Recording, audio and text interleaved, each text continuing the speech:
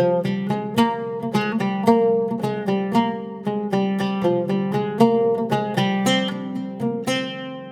இன்னைக்கு குக்கர்லயே வெஜ் பிரியாணி எப்படி செய்யறதுன்னு தான் பார்க்க போறோம். இதுல நம்ம நிறைய விதமான வெஜிடபிள்ஸ் சேர்த்து பண்றதுனால ரொம்பவே ஹெல்த்தியா இருக்கும். பொதுவாக பிரியாணி செய்யும்போது அதுவும் முக்கியமாக குக்கரில் பண்ணும்போது சாதம் ஒட்டிக்குது, அதுக்கப்புறமா சாதம் ரொம்ப குழையுதுன்ற ப்ராப்ளம்ஸ் இருக்கும். ஆனால் வீடியோ படி ஆசிட்டிஸ் அப்ளை பண்ணுங்கள். சாதம் குழையாமல் நல்ல உதிரியாக அப்படியே ரெஸ்டாரண்ட்டில் கிடைக்கிறது போல் வெஜ் பிரியாணி நீங்கள் வீட்டிலையே பண்ண முடியும். ஸோ கண்டிப்பாக ட்ரை பண்ணி பாருங்கள். ஹாய் ஃப்ரெண்ட்ஸ், வணக்கம். என் பேர் Abhi. Welcome to Indian recipes Tamil. வீடியோக்குள்ளே போகிறதுக்கு முன்னாடி நம்ம சேனல் இந்தியன் ரெசிபீஸ் தமிழை சப்ஸ்கிரைப் பண்ணிக்கோங்க. கூட இருக்க பெல் சிம்பலையும் கிளிக் பண்ணிக்கோங்க.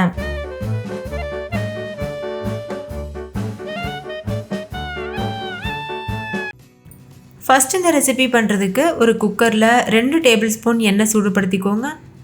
நீங்கள் எண்ணெய்க்கு பதிலாக நெய் கூட யூஸ் பண்ணலாம். எண்ணெய் சூடானதும் 2 பிரிஞ்சி இலை, 1 பட்டை, 1 நட்சத்திர சோம்பு இதெல்லாம் சேர்த்துருங்க. கூடவே 2-3 கிராம்பு சேர்த்துக்கோங்க. 2 ஏலக்காவும் சேர்த்துக்கோங்க. ஏலக்காய் சேர்க்குறதுனால நல்ல வாசனையாக இருக்கும். இது கூடவே ஒரு பெரிய சைஸ் வெங்காயத்தை நீள் வாக்கில் அரிஞ்சிட்டு சேர்த்துக்கோங்க. 1 டீஸ்பூன் உப்பு, 2 பச்சை மிளகாய் கீறிட்டு சேர்த்துக்கோங்க. சேர்த்துட்டு ஸ்டவ்வை மீடியம் ஃப்ளேமில் வச்சுட்டு நல்லா மிக்ஸ் பண்ணிக்கோங்க. வெங்காயத்தை நம்ம பிரியாணிக்கெலாம் கட் பண்ணுவோம்ல, அந்த மாதிரி தான் கட் பண்ணிக்கணும். இது கூட 1 டேபிள் ஸ்பூன் நெய் சேர்த்துக்கோங்க.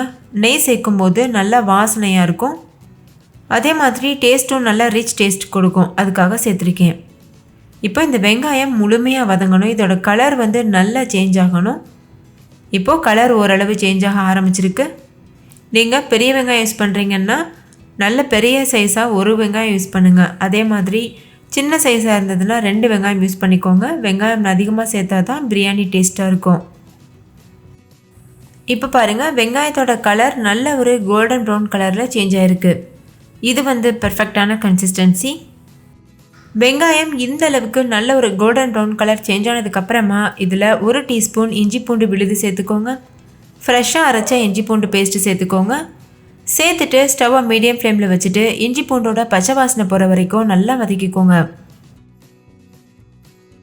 இஞ்சி பூண்டு பச்சை வாசனை போனதுக்கப்புறமா 1 கைப்பிடி அளவுக்கு கொத்தமல்லி இலைகள் சேர்த்துக்கோங்க. இது கூடவே 1 கைப்பிடி அளவு புதினா இலைகளும் சேர்த்துருங்க. சேர்த்துட்டு ஸ்டவ்வை லோ ஃப்ளேமில் வச்சுட்டு இதை நல்லா மிக்ஸ் பண்ணிக்கோங்க. இப்போ இதில் 1 மீடியம் சைஸ் அளவு தக்காளியை நீள் வாக்கில் அரைஞ்சிட்டு சேர்த்துக்கோங்க. சேர்த்துட்டு இதையும் நல்லா மிக்ஸ் பண்ணிடுங்க. இப்போ பாருங்கள், தக்காளி நல்லா சாஃப்டாகி இருக்குது, நல்லா வெந்து வந்திருக்கு. இந்த ஸ்டேஜில் இது கூட மசாலா பொருட்கள் சேர்த்துருங்க. 1 டீஸ்பூன் மிளகாத்தூள், 1 டீஸ்பூன் காஷ்மீரி மிளகாத்தூள். காஷ்மீரி மிளகாத்தூள் சேர்க்குறதுனால நல்லா கலர் கிடைக்கும், காரம் கம்மியாக இருக்கும். இது கூடவே 1/2 டீஸ்பூன் அளவு மல்லித்தூள், 1/4 டீஸ்பூன் மஞ்சள் தூளும் சேர்த்துக்கோங்க. அடுத்து இதில் வீட்டிலையே அரைச்ச பிரியாணி மசாலா ஒரு 1/2 டீஸ்பூன் அளவுக்கு சேர்த்துக்கோங்க. நான் வீட்டிலையே எப்படி பிரியாணி மசாலா அரைக்கணும்னு ஆல்ரெடி ஒரு வீடியோ ஷேர் பண்ணியிருக்கேன். அதோட லிங்க் டிஸ்கிரிப்ஷன் பாக்ஸில் இருக்குது, வேணும்னா செக் பண்ணி பாருங்கள். முக்கியமாக இந்த பிரியாணி மசாலா சேர்த்து பிரியாணி பண்ணும்போது அதோட மனமும் சுவையும் தனி தான். ஸோ கண்டிப்பாக அதை ட்ரை பண்ணி பாருங்கள். இப்போ ஸ்டவ்வை லோ ஃப்ளேமில் வச்சுட்டு இந்த மசாலாஸோட பச்சை வாசனை போகிற வரைக்கும் நல்லா வதக்கிக்கோங்க. மசாலா பச்சை வாசனை போனதுக்கப்புறமா இது கூட கட் பண்ணி வச்சுருக்க காய்கறிகள் சேர்த்துருங்க. நான் 1/2 கப் அளவுக்கு கேரட்டை இது போல் கட் பண்ணி எடுத்திருக்கேன் நீள்வாக்கில். அதே மாதிரி 1/2 கப் அளவுக்கு பீன்ஸும் நீள்வாக்கில் கட் பண்ணி எடுத்திருக்கேன். 1/2 கப் அளவுக்கு பச்சை பட்டாணி நல்லா வாஷ் பண்ணிவிட்டு சேர்த்துக்கோங்க. நான் இந்த 3 காய்கறி தான் சேர்க்குறேன். நீங்கள் உங்களுக்கு விருப்பம் இருந்ததுன்னா காலிஃப்ளவர், உருளைக்கிழங்கு இதெல்லாம் கூட சேர்த்துக்கலாம். காய்கறி ஒரு 1 நிமிஷத்துக்கு நல்லா வதங்கட்டும். வதங்கினதுக்கப்புறமா இதில் புளிக்காத கெட்டியான தயிர் சேர்த்துக்கோங்க. 2 டேபிள் ஸ்பூன் தயிர் சேர்த்துக்கோங்க.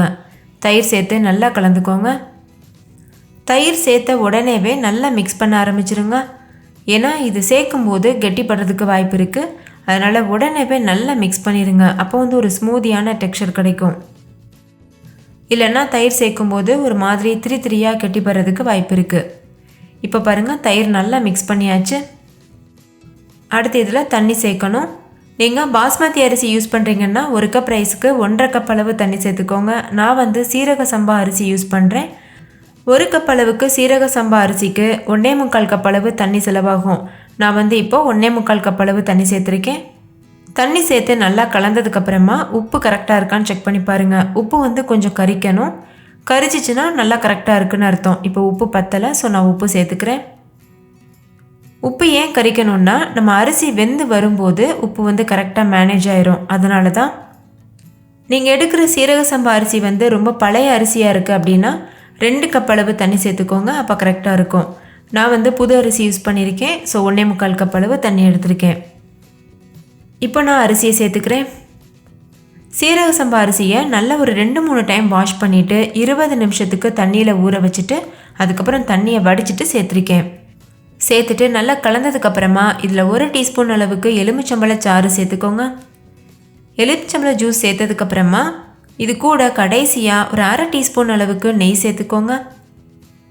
நெய் வந்து கடைசியாக சேர்க்குறதுனால நல்ல மணமாக இருக்கும். அதனால தான் சேர்த்துருக்கேன். இப்போ பாருங்கள் தண்ணி நல்லா கொதித்து வர ஆரம்பிச்சிருக்கு. ஸ்டவ்வை மீடியம் ஃப்ளேம்லேயே வச்சுட்டு அரிசியை வேக வச்சுக்கோங்க. இப்போ இதில் ஒரு கைப்பிடி அளவுக்கு புதினா இலைகள் சேர்த்துக்கோங்க. ஆரம்பத்தில் தண்ணி வந்து அதிகமாக தெரிஞ்சிச்சு. இப்போ பாருங்கள் நம்ம மிக்ஸ் பண்ணும்போது லேசாக அரிசி தெரிய ஆரம்பிக்குது. இன்னுமே அரிசியை நல்லா வேக வச்சுக்கணும். நம்ம மிக்ஸ் பண்ணும்போது அரிசி நல்லா தெளிவாக தெரியணும். அந்த மாதிரி தெரியும் போது தான் நம்ம குக்கர் மூடி போட்டு மூடணும். ஸோ இப்போ இது நல்லா வேகட்டும். இப்போ பாருங்கள் 2-3 நிமிஷம் நல்லா கொதிச்சிட்ருக்கு. மீடியம் ஃப்ளேமில் வச்சு கொதிக்க வச்சுக்கோங்க. இப்போ நம்ம மிக்ஸ் பண்ணி பார்க்கலாம். இப்போ பார்த்தீங்கல்ல உங்களுக்கே டிஃப்ரென்ஸ் தெரியுதுல்ல. அரிசி வந்து நல்லாவே தெரிய ஆரம்பிச்சிருக்கு. தண்ணிக்கு மேலே தெரியுது. இந்த ஸ்டேஜில் குக்கர் மூடி போட்டு மூடிட்டு விசில் வச்சுருங்க. ஸ்டவ்வை லோ ஃப்ளேமில் வச்சுட்டு ஒரு 10 நிமிஷத்துக்கு வெயிட் பண்ணுங்கள். அதுக்கப்புறமா ஸ்டவ் ஆஃப் பண்ணிடுங்க. நீங்கள் விசில் விடணும்னு அவசியம் இல்லை. இதுக்கு இடையில ஒரு விசில் வந்துருச்சுன்னா ஓகே, நீங்கள் ஸ்டவ் ஆஃப் பண்ணிடுங்க. விசில் வரலைன்னா 10 நிமிஷம் கழித்து ஸ்டவ் ஆஃப் பண்ணிவிட்டு ப்ரெஷர் தானாக ரிலீஸ் ஆகிறது வரைக்கும் வெயிட் பண்ணுங்கள். இப்போ பாருங்கள் 10 நிமிஷத்துக்கு அப்புறமா நம்ம ஸ்டவ் ஆஃப் பண்ணியிருந்தேன். ப்ரெஷர் வந்து தானாக ரிலீஸ் ஆகிட்டு பிரியாணி சூப்பராக தயாராக இருக்குது. அவ்வளோதான். பிரியாணியை சுட சுட நம்ம சர்வ் பண்ணிடலாம். இப்போ நான் பிரியாணியை அகலமான பாத்திரத்துக்கு மாற்றிருக்கேன். இந்த மாதிரி நீங்கள் மாற்றிட்டிங்கன்னா கொஞ்சம் வெதுவெதுப்பான சூடு வரும்போது இன்னுமே நல்லா உதிரி உதிரியாக இருக்கும் பிரியாணி. அதுக்காக கடைசியாக இதில் ஒரு டேபிள் ஸ்பூன் நெய்யில் கொஞ்சமாக முந்திரியை தாளிச்சிட்டு இது போல் சேர்த்துருங்க. இது வந்து ஆப்ஷனல். உங்களுக்கு முந்திரி வந்து ரொம்ப பிடிக்கும்னா இந்த மாதிரி சேர்த்துக்கலாம். வெஜிடபிள் பிரியாணியில் நம்ம நெய்யில் தாளித்த முந்திரி கொட்டி மிக்ஸ் பண்ணும்போது சுவை அதிகமாகும். உங்களுக்கு வந்து இது விருப்பம் இல்லைன்னா நீங்கள் தாராளமாக ஸ்கிப் பண்ணிடுங்க. நான் வந்து நெய்யில் வறுத்த முந்திரி சேர்த்துட்டு நல்லா மிக்ஸ் பண்ணிக்கிறேன். மிக்ஸ் பண்ணதுக்கப்புறமா நம்ம சர்வ் பண்ணிடலாம். நீங்களே பாருங்கள் எவ்வளோ உதிரி உதிரியாக பிரியாணி பண்ணியிருக்கோம். கண்டிப்பாக நீங்கள் ட்ரை பண்ணி பாருங்கள். உங்கள் வீட்டில் இருக்க எல்லாரும் ரொம்ப விரும்பி சாப்பிடுவாங்க. மறுபடிக்கும் இதே பிரியாணியை செய்ய சொல்லி கேட்பாங்க. அவ்வளோ ருசியாக இருக்கும். இதில் நம்ம நிறைய வந்து வெஜிடபிள்ஸ் சேர்த்துருக்கிறதுனால உடம்புக்கு ரொம்பவே சத்தும் கூட. ஸோ கண்டிப்பாக ட்ரை பண்ணி பாருங்கள். ஓகே ஃப்ரெண்ட்ஸ், இந்த வெஜ் பிரியாணி உங்களுக்கு ரொம்ப பிடிச்சிருந்தா லைக் பண்ணுங்கள். உங்கள் ஃப்ரெண்ட்ஸ் கூடவும் ஷேர் பண்ணுங்கள். நீங்களும் வீட்டில் செஞ்சு பார்த்துட்டு டேஸ்ட் எப்படி இருந்ததுன்னு கமெண்ட்டில் சொல்லுங்கள். தேங்க்யூ. பாய்.